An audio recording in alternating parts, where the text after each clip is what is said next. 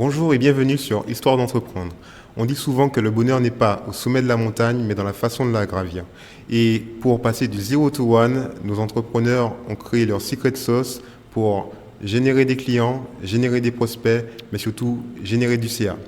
Aujourd'hui, on a l'honneur d'accueillir une entrepreneuse, une directrice, mais surtout quelqu'un qui sait vendre et qui sait comment trouver des prospects et des clients. J'ai l'honneur d'accueillir Valérie Berger. Ça va Valérie ? Ça va, bonjour, ravi d'être là. Pas trop stressé ? Bon, comme un début de podcast, mais ça va, ça ira mieux dans quelques instants. Top. Alors tu sais, nous on fait ce podcast pour un peu motiver les gens, pour leur donner des tips, pour leur apprendre justement quand on entreprend les red flags, les green flags. Et je suis sûr que par ton expérience, franchement, tu vas nous apprendre beaucoup de choses. Ben, j'espère, en tout cas, ça sera avec plaisir. Alors tu sais, nous ce que l'on fait au début, on te demande de te présenter. Oui. Donc, est-ce que tu peux te présenter en quelques mots, s'il te plaît ? Alors, en quelques mots. Maintenant, en fait, ce que je fais, c'est que j'accompagne des dirigeants et leurs équipes sur tout ce qui est problématique de management, de cohésion d'équipe et de relations clients. Et comment j'en suis arrivée là ? C'est un parcours, moi ça fait presque 39 ans que je travaille. Donc j'ai fait 10 ans de salariat, orienté développement commercial, et ensuite je suis arrivée sur Toulouse.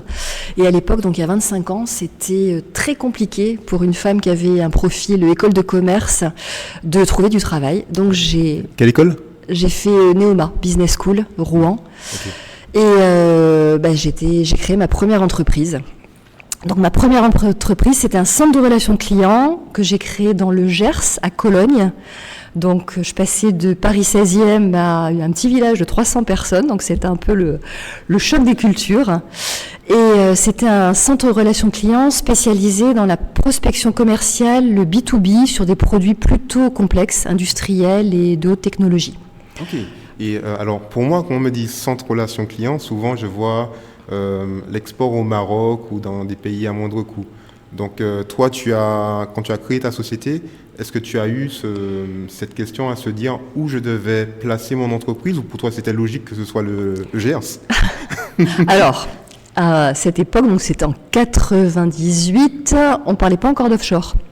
C'est-à-dire que c'était avant l'offshore. Ah, d'accord. Donc à cette époque-là, en fait, les centres de relations clients, c'est un métier tout nouveau qui arrivait en France, qui était plutôt utilisé dans les pays anglo-saxons, on appelait ça le télémarketing. Et en France, c'était un peu le début. Donc la question ne s'est pas posée parce qu'elle ne se posait pas encore à l'époque. En tout cas, pas pour des entreprises de la taille que j'avais. Et justement, maintenant, peut-être, quelle est ta vision du marché, toi tu m'as dit bientôt 39 ans. Oui, c'est ça. Incroyable. Et comment tu vois le business avant et aujourd'hui, sachant que tu sais, maintenant on a beaucoup d'entreprises qui sont vendues aux Américains, aux Chinois.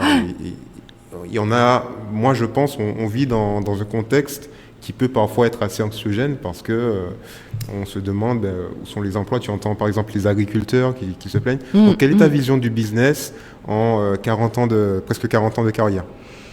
Alors ma vision du business, c'est que déjà, je pense qu'au niveau économique ou au niveau du business, ce sont des cycles. C'est-à-dire que moi, des crises, j'en ai connu de nombreuses en fait, à chaque fois, surtout au début quand je crée mes premières entreprises, avec la peur de me dire voilà, tout va s'effondrer.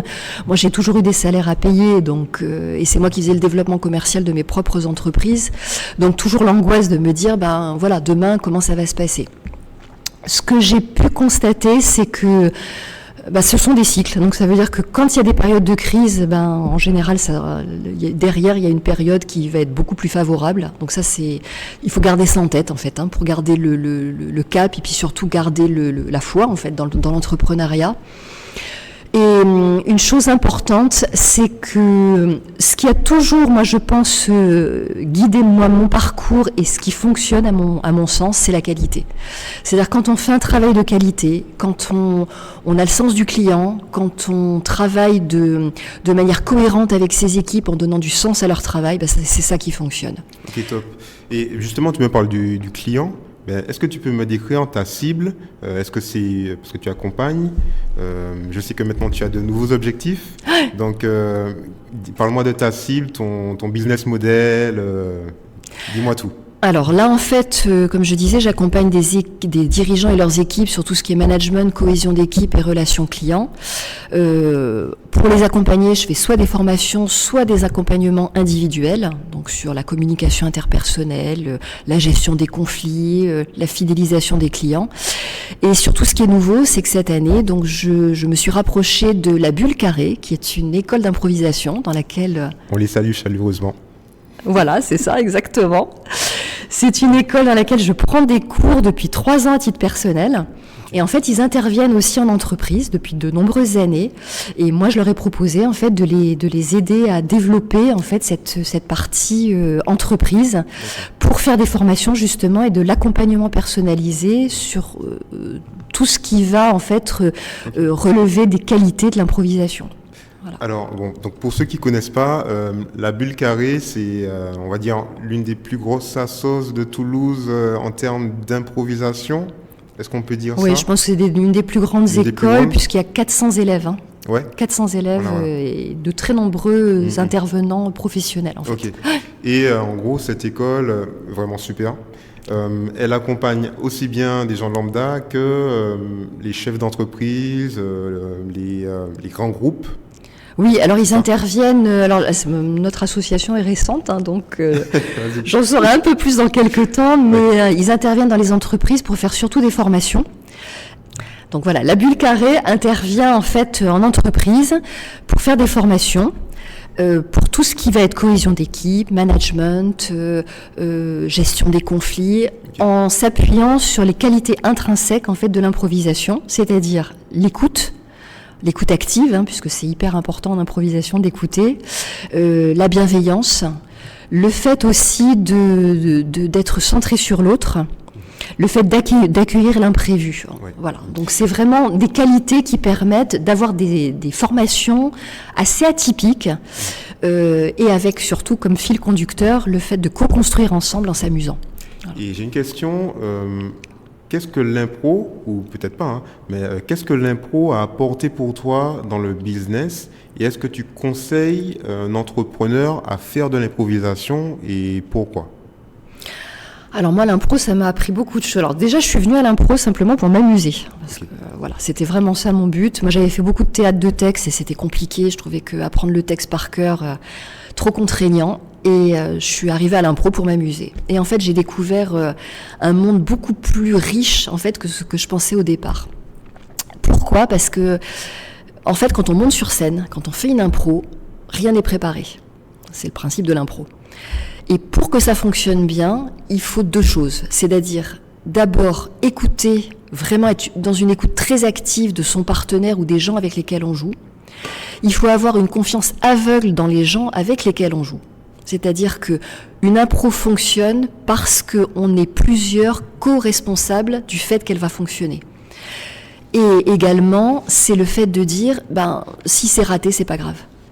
Voilà. C'est comment j'accueille l'échec et comment je valorise cet échec pour finalement passer quand même un bon moment. Alors, et ça, c'est des qualités qu'on n'apprend pas forcément en entreprise, qu'on essaie d'apprendre dans le management, mais pas forcément de manière très structurée. Voilà. Donc oui, pour revenir à ta question, je conseille fortement aux entrepreneurs de faire de l'impro ou de former leurs troupes, en fait, leurs équipes à l'impro, parce que ça développe des qualités qu'on apprend que quand on... Voilà, en impro, la première année, ce qu'on apprend, c'est le jump, c'est-à-dire faut y aller. Même si on a peur, on a la boule au ventre, on se jette sur scène et on fait une impro. Et en fait, en apprenant ça, on apprend ce goût du risque et en même temps, on apprend la co-construction tout en s'amusant. Ouais, co-construction, c'est important ça. Oui, c'est ça. Ouais. Tu sais, tu parlais de notion aussi d'échec. Et moi, je pense que l'on vit dans un pays où l'échec est quelque chose d'assez tabou, ou même honteux. Alors, j'aurais aimé savoir, qu'est-ce que tu penses, toi, en tant qu'entrepreneuse, du côté échec, et surtout le côté santé mentale qui est aussi lié à ce côté échec. Comment tu as pu gérer pendant toutes tes années d'entrepreneuriat et qui continue encore ce côté garder une santé mentale saine pour ne pas tomber en burn-out ou dans d'autres maladies de ce genre? Alors c'est un vaste sujet et un sujet qui me passionne d'autant plus que c'est un de mes projets dans les prochaines années, je dirais, d'écrire un livre sur l'échec justement. Ah, d'accord. Donc je suis vraiment en pleine réflexion là-dessus, je suis en train de compiler plein de choses, voilà, je vais faire des interviews, enfin vraiment c'est le sujet, et sachant que je m'appuie aussi sur une association dans laquelle je suis bénévole, qui s'appelle 60 000 rebonds, et qui accompagne en fait des entrepreneurs qui ont fait faillite, et justement pour rebondir après un échec entrepreneurial. Donc voilà, donc c'est vraiment un sujet qui me tient à cœur et qui me porte. Alors en fait l'échec pour moi il y a plein de facettes et pour l'instant j'ai pas encore vraiment structuré ce que j'en pense, mais voilà moi ce qui m'apparaît, c'est que effectivement c'est tabou. Effectivement, moi je vois quand je présente le fait que je suis bénévole chez 60 000 rebonds, les gens me regardent comme si j'étais une pestiférée, comme si c'était quelque chose qui était contagieux, comme s'il fallait pas parler d'échec. Donc vraiment c'est quelque chose qui fait peur. Donc ça c'est le premier point. Le deuxième point, je pense que l'échec fait tellement peur qu'il y a de nombreuses personnes qui ne se lancent pas par peur de l'échec. Et ça, je le vois dans plein de domaines. Déjà, l'entrepreneuriat. Il y a plein de gens qui ne se lancent pas dans l'entrepreneuriat par peur de l'échec. Il y a également un autre sujet. Moi, ça fait toute l'année dernière, en fait, j'ai accompagné des chefs d'entreprise dans leur développement commercial. Et je me suis aperçue que plein de chefs d'entreprise ne voulaient pas faire de développement commercial parce qu'ils avaient peur d'échouer. Donc ils préféraient ne pas contacter de clients plutôt qu'un client leur dise non.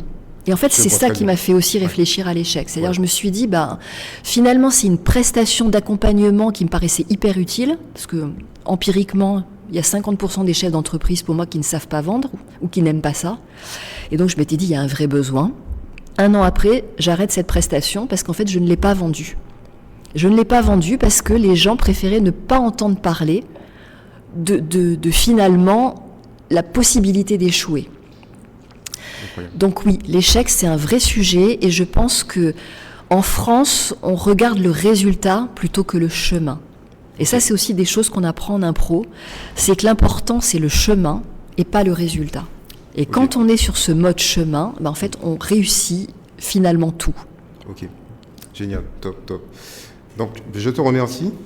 Et tu sais, franchement, avec toi, je sais qu'on peut, et comme avec tous les autres podcastés, parler pendant des heures et des heures. Et tu as plein de conseils à donner de ton expérience. Moi, je sais que parfois, j'ai discuté avec toi et il y a des choses que j'ai retenues et que j'applique dans ma vie professionnelle au quotidien. Eh ben, merci. Retour. Mais malheureusement, comme on n'a pas le temps de parler des heures et des heures, ce que l'on va faire, ce que l'on fait chez Histoire d'entreprendre, c'est connaître un peu la personne qui est devant nous à travers des petits jeux. D'accord ? Ok, nickel. Donc, là, on va te proposer de choisir un de nos premiers petits jeux. Donc, je me trompe toujours avec ma droite et ma gauche. Donc, je vais dire sur ce côté. Sur ma droite. Sur ta droite, tu as 3 petites cartes. Oui. Ce que tu vas faire, tu vas chercher le jeu que tu veux bien et tu vas le montrer face caméra. Ok, alors celui-ci. Nickel, Association Express. Alors on explique et après on lance le générique. Donc en gros, Association Express, c'est quoi ? C'est je vais te dire un mot, il va te dire ce mot me rappelle ce mot, me rappelle. Je pense que si tu fais de l'impro, tu connais ce jeu. Ok, très bien. Donc on lance le générique et on y va.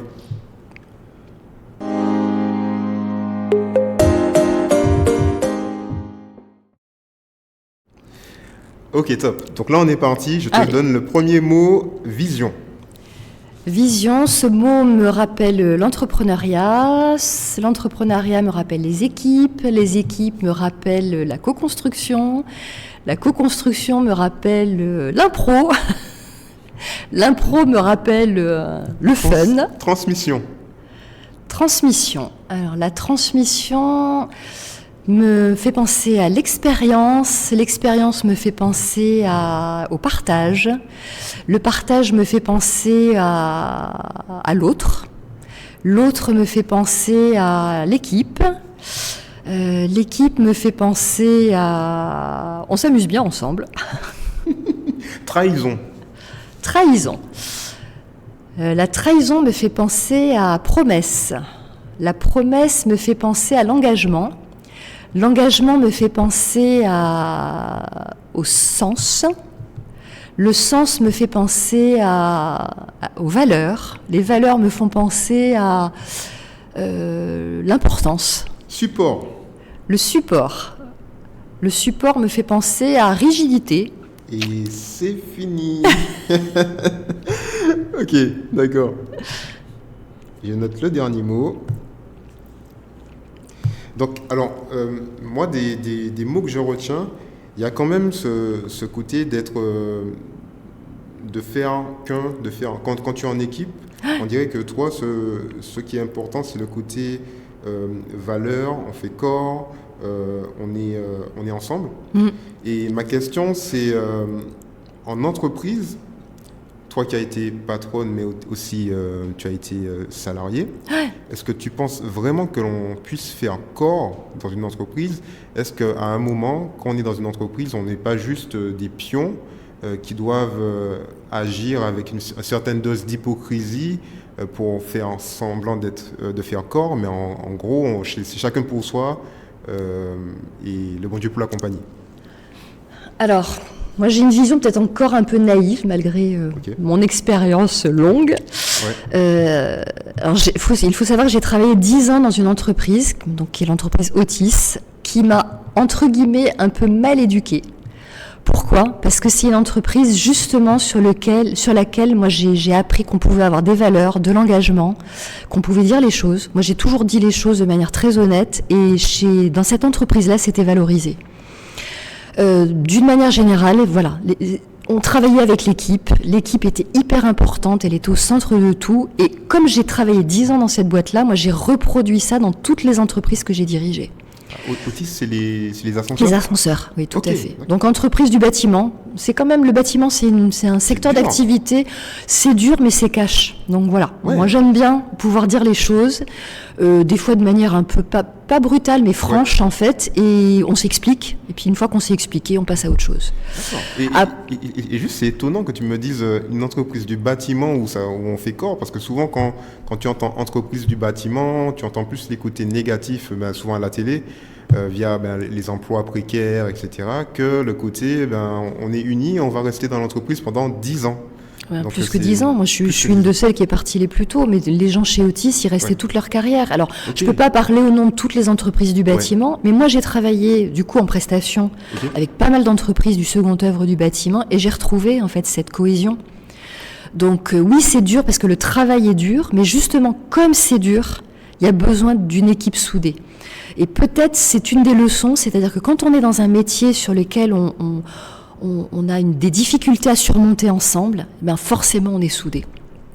Top. Je te remercie. C'est riche, tout ce que tu nous dis. Ouais, j'aime bien.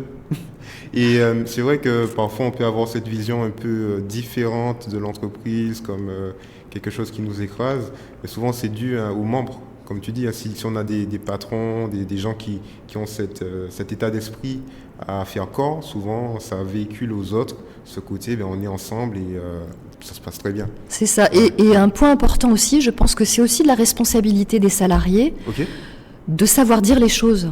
Bien souvent, moi c'est un des sujets sur lesquels je travaille et que j'ai travaillé avec mes équipes, c'est leur dire, mais vous avez le droit d'aller voir votre patron, vous avez le droit d'aller voir votre responsable pour leur dire qu'il y a quelque chose qui ne va pas. Et souvent les gens ont peur de ça, ils ont peur de ne pas être entendus, ils ont peur d'être stigmatisés et ils vivent avec quelque chose qui est négatif et souvent que leur manager ne voit pas forcément. Donc en fait, au bout d'un moment, il y a une communication qui ne se fait pas, c'est-à-dire qu'on pense que le manager est nocif, mais souvent on lui a pas dit ce qui n'allait pas. Alors, voilà. Peut-être une dernière question, parce que après, je te dis, ce serait super intéressant qu'on refasse notre podcast. Ce dont tu parles, tu sais, j'ai connu des gens qui sont allés voir leur manager et qui lui ont dit, ça va pas. Mm-hmm. Et tu sais, il y a une sorte de tendance que l'on essaye parfois d'amener du domaine anglo-saxon, qui est le côté bienveillant, on écoute tout le monde, etc. Et parfois, on se fait prendre à ce piège qu'on est salarié, puisqu'on va discuter avec le manager, mais comme c'est notre N+1 et que malheureusement, il a un pouvoir sur sur nous, il peut le prendre comme « Ah, mais en fait, c'est un risque. Il me dit des choses, mais en fait, je le prends comme un risque. Et puisqu'il me l'a dit, je prévois déjà les actions en conséquence pour supprimer ce risque. » Tu vois? Donc, parfois, je pense que, comme tu dis, hein, il faut arriver à créer ce dialogue entre la hiérarchie et le salarié aussi pour avoir ce pont de confiance. Oui. Tu vois? Et c'est ça le challenge, moi, je pense, des entreprises. Alors, le pont de confiance, et moi, c'est ça, je travaille vraiment avec, notamment, justement, avec les formations, l'accompagnement que je fais, c'est quand on est dans une communication interpersonnelle, donc de salarié à manager ou inversement, il y a un effort à faire pour se mettre à la place de l'autre. Et c'est cet effort à faire qui permet justement peut-être aussi des fois de minimiser soi-même le risque. C'est-à-dire de se dire, ok, si je dis ça à mon manager, lui, il va peut-être penser qu'il y a tel risque, à moi aussi de le rassurer sur le fait que ce risque-là, il existe, mais il n'est pas important. Et en fait, souvent, chacun reste dans son silo, et le pont ne se fait pas. Alors je dis pas que ça marche à tous les coups, et parfois on est simplement avec un manager toxique et il faut partir, mais dans la majorité des cas ça fonctionne quand même. Très bien Valérie.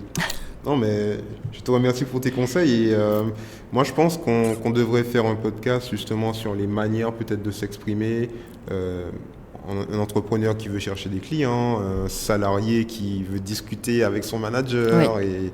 Parce que c'est vrai que parfois, moi je suis dans le côté start-up et dans le côté start-up, tu vois souvent qu'en fait, les gens ils cherchent le sentiment d'appartenance avec les gens qui intègrent l'équipe. Oui. Mais faut-il encore créer ce sentiment d'appartenance et c'est pas simple. C'est ça. Et surtout ne pas s'auto-centrer. Si on est centré sur soi, on se dit les gens, ils doivent être autour de moi, mais non, c'est pas ça l'appartenance, c'est être tous au même niveau en fait. Carrément. Bon, alors sur ce, nous ce que l'on fait dans un deuxième temps, c'est un deuxième jeu, d'accord? Parfait. Et ce jeu va montrer ton degré d'éloquence. Oula. Bon, tu fais de l'impro, je suis sûr que tu vas tout éclater. Alors, ça s'appelle l'ABCDR, ok? Donc, ce que je vais faire, c'est je vais commencer par une phrase qui va commencer par la lettre A. Oui. Okay. Donc, toi, tu devras commencer par une phrase qui aura la lettre B. Voilà. Et après, la lettre C pour moi, donc la lettre D pour toi. Voilà. Ça y est, si déjà, on a du mal à la 3e ou 4e. Donc tu as les petites lettres qui sont à côté pour t'aider. Mais si tu te dis, ouais, moi je suis une warrior, j'ai pas besoin, donc tu peux le faire sans. Ok. Ok. Donc on lance le générique et on y va. Parfait. Ça marche? Top.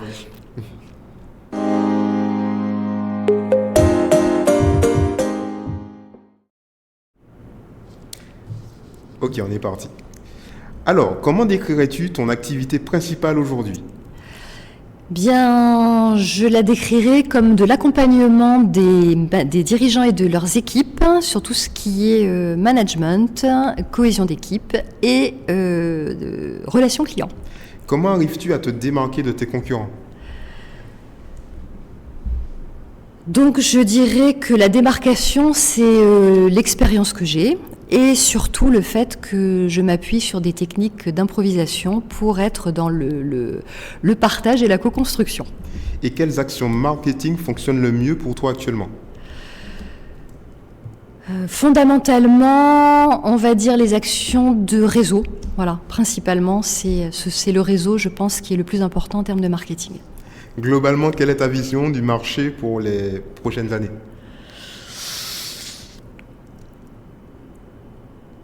Habituellement, je dirais que ma vision pour les prochaines années, c'est un travail en fait qui va être centré beaucoup sur le partage, justement, le réseau, le fait de co-construire. Voilà, je reviens un peu toujours à la co-construction. Il y a un défi important que tu souhaites surmonter cette année? Je souhaite travailler de manière efficace en fait avec la bulle carrée pour monter des formations de qualité et de l'accompagnement de qualité pour les entreprises. KPI, qu'est-ce que ces 3 lettres signifient pour toi? Le plus important dans ces 3 lettres, ça va être le le fait de choisir bien l'indicateur qui va être le plus représentatif et pas forcément un indicateur quantitatif. Mais quel est aujourd'hui ton plus grand frein à la croissance?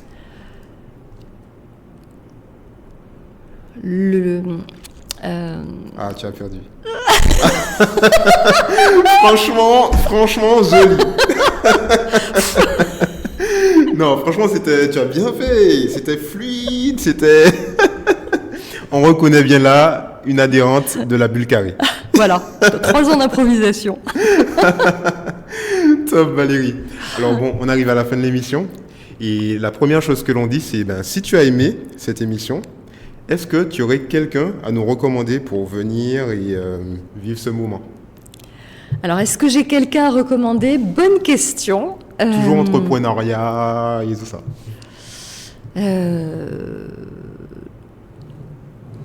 J'ai quelques chefs d'entreprise en tête, puisque je fais aussi partie d'une association qui s'appelle Réseau Entreprendre, qui est une association qui accompagne les créateurs et repreneurs d'entreprises, en fait, qui leur donne un mentor personnel pour venir.